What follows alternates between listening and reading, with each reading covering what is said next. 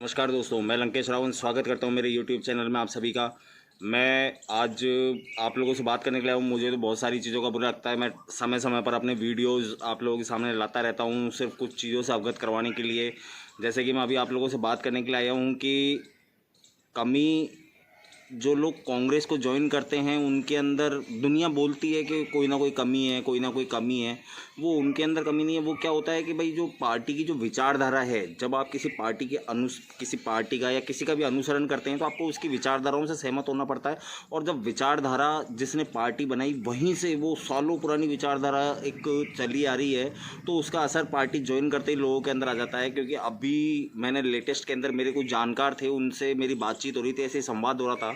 तो उन्होंने मेरे को एक चीज़ बोली कि राफेल के ऊपर हमारी बात हुई कि भाई बधाई हो, पूरे देश को मैं बधाई देना चाहूँगा कि भाई राफेल आए हैं। तो उन्होंने इसी बीच में एक बात बोल दी कि आप सिर्फ बीजेपी समर्थकों वाली बात कर रहे हैं कि भाई राफेल तो कांग्रेस लाना चाह रही थी और कांग्रेस लेकर के आ रही थी। कांग्रेस ने 136 राफेलों की डील करी थी।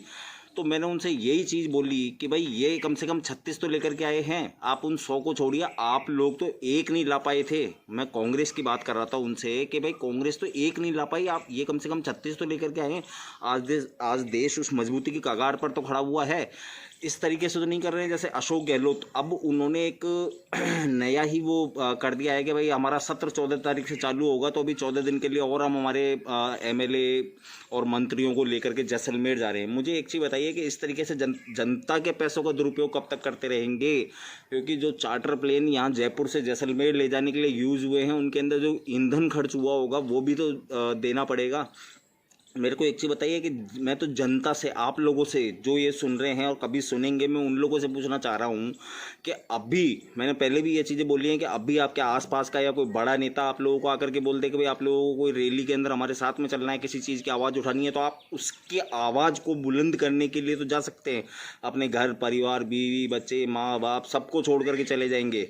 लेकिन जब आपके खुद के हितों की, आपकी खुद की सोच के अनुसार या मेरे जैसे किसी व्यक्ति के द्वारा बताए जाने पर अगर आप लोगों को बोला जाए कि आप लोग अपनी आवाज़ बुलंद करें, तो आप लोगों से आवाज़ बुलंद नहीं होती है। वो क्यों नहीं होती है? क्योंकि आप लोग सामने वाले को बेवकूफ़ समझते हैं कि अरे यार इसके आवाज़ उठाने से क्या होगा, जबकि बेवकूफ़ आप लोग खुद हैं कि आप लोग अपने हितों के लिए, आप लोगों का जो शोषण हो रहा है उसके लिए अगर आप लोग आवाज़ नहीं उठा सकते तो आप लोगों का जीना ना जीना व्यर्थ है।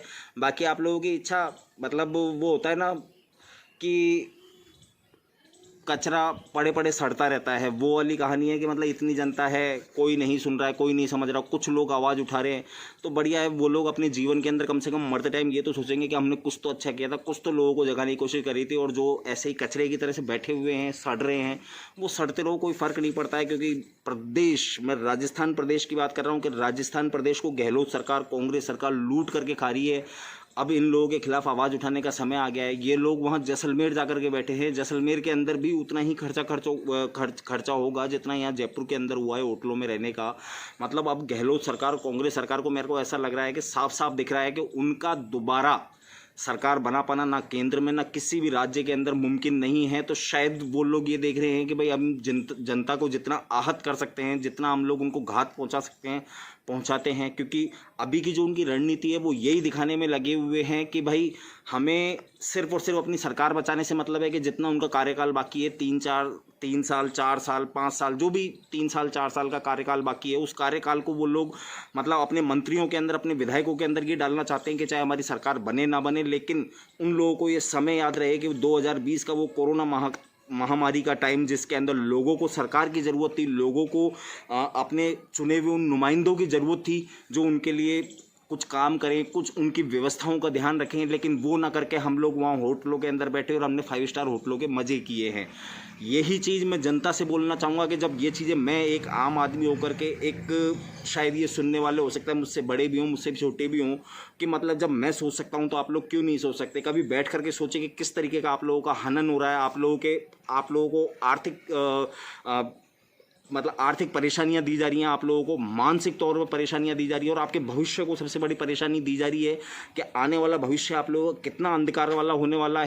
मैं गहलोत सरकार और पूरी कांग्रेस सरकार, उसके अलावा गहलोत के नुमाइंदे जितने भी एमएलए एमपीज़ हैं, मैं उन सभी से एक चीज़ बोलना चाहूँगा कि अगर वो लोग ये बोलते हैं कि ये जो खर्चा होटलों के अंदर हो रहा है ये लोग वो खुद अपनी जेबों से भरने वाले हैं। तो बिल्कुल मैं ये बोलना चाहूँगा कि अगर कोई ऐसी नीति अपनाई जा सकती है, ऐसा कोई काम किया जा सकता है तो ये काम करें आप। क्या आप मुख्यमंत्री से लेकर के जितने भी एमएलए एमपी इस बाड़ाबंदी के अंदर रुके हुए हैं उन सभी का 2 महीने का जितना भी वेतन बनता है वो सारा राज्य के लिए खर्च किया जाए। धन्यवाद। जय श्री राम।